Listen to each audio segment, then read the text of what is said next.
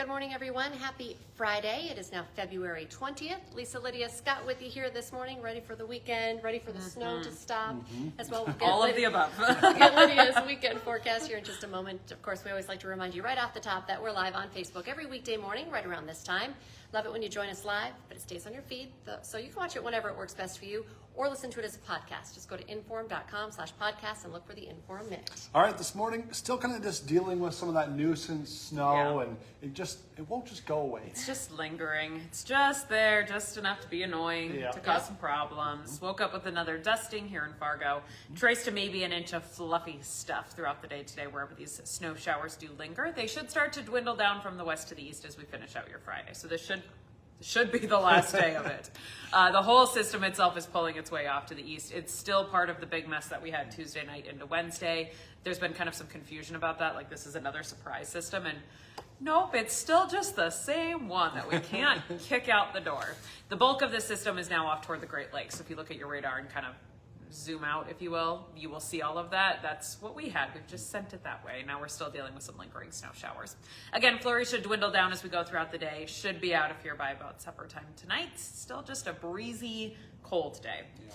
Highs out west in the single digits. Valley to the east, we're looking at low to mid-teens, about 15 Fargo, 12 today in Grand Forks. Breeze, of course, is going to make it feel colder. And with whatever snow you've seen in the past 24 hours, it's now that drier, fluffier, lighter snow, and so it blows around pretty easily. We've got a little bit of a blowing snow issue, especially in open areas today. Nothing that's like total whiteout, but just snow on the move, kind of looks fuzzy on the horizon, that sort of deal. So we'll watch for that throughout the day today. Wind backs down a little bit for tomorrow. I'll still call it a slight breeze, about 10 to 15 miles an hour, and high temps pretty close to 10. We should start seeing a few more peaks of sunshine tomorrow, which would be nice. We've been gray since Tuesday. Yeah. I think we had some sun on Monday, if I remember right. The weather memory, Been a bitty. Good one. Look at Scott with the dad jokes and the puns. Friday. You are ready for the weekend. Yeah. Anyways, I think we had some sunshine on Monday, and it's been cloudy ever since, so it would be nice to get a few peaks of sun as we head into the weekend. I think a mix of sun and clouds for your Sunday. Temperatures, though, on Sunday, not warm. About 9 for the afternoon high, with the wind picking up again, feeling even colder. And with that breeze, I still think a little bit of a blowing snow impact for your Sunday travel plans. So if you are headed out for the weekend, coming back on Sunday, probably a little bit of the snow on the move. No snow falling from the sky, but just kind of moving around, that sort of deal. Monday morning, I want you to be mentally prepared for cold. It's like the weekend, and you know it's going to be cold, but maybe you don't leave the house all weekend, and then you go back to work and school on Monday morning, and there's just going to be a nice slap of winter reality. Minus 12 on Monday morning. Coldest up north, little warmer down to the south, but still lots of single digits below. If any breeze is left over from Sunday into Monday, we're looking at impressive wind chill values. Wouldn't be surprised if the north pops a cold weather advisory on Monday morning. Darn. That's your heads up. Bundle those kiddos up as they walk to the bus on Monday. Temps next week moderate. They're kind of all over the place. We have some days in the teens, but some days closer to 30.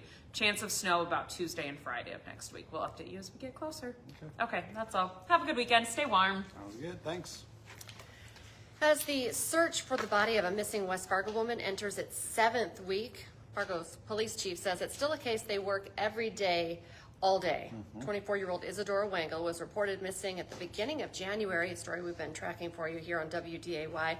Her boyfriend, Joshua Haidt, has been arrested and charged with murder.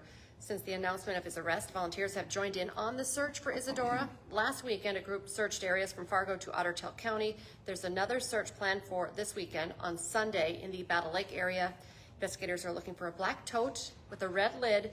They say Isadora's body could be in. If you see it or you know anything that could help in the investigation, please call police. A Grand Forks man accused of kidnapping a man at gunpoint is expected to plead guilty today. Abdi Ahmed Ali is accused of kidnapping the man from the Al-Amin grocery store last April and forcing him to drive to the Islamic Center. It led to a standoff near Red River High School. Police arrested him after finding him with a pellet gun inside of the building. A Fargo man will be in court today accused of pointing a rifle at a neighbor while he was taking out the trash. The man says he went to the dumpster and turned around to see Kevin Byzuski standing on his balcony with a gun. Byzuski is charged with felony terrorizing. A Moorhead man is in court today facing a charge of stealing from his employer. Jared Fries had been a manager at Triple Diamond Sports Cards in Fargo. The store owner accuses him of stealing $30,000 in cash and inventory over 3 months. Today, you might see some extra North Dakota Highway Patrol troopers on the roads. They're conducting move-over enforcement in Cass and Richland counties. North Dakota's move-over law requires drivers to move over for any stopped vehicle with flashing emergency or hazard lights if you're on a multi-lane highway outside city limits. Drivers should also slow down when passing those vehicles. It comes after several close calls that have happened here just in our area this winter. North Dakota High School Wrestling Tournament coverage moves over to WDAY Extra for you today. You'll be able to watch the individual boys and girls championships starting at 4:30 on Extra. And then tomorrow we'll broadcast the team dual championships for you as well. And you can always stream every match live on our WDAY Plus app. For the second time in the last 3 Winter Olympics, a North Dakotan has won a gold medal. Don will have much more on Brita Curl and Team USA's overtime thriller over Canada. Plus, both Bison basketball teams can clinch Summit League titles this weekend. Don's going to be talking about the title scenarios for NDSU. Hot Mic is live from 9 to 11 on WDAY Extra and also streaming on Inform.com. And don't forget, for just 99 cents a month for your first 3 months, get an all-access pass to our website. Go to Inform.com/subscribe to get that deal. Join us for our next newscast. It's at 11 this morning.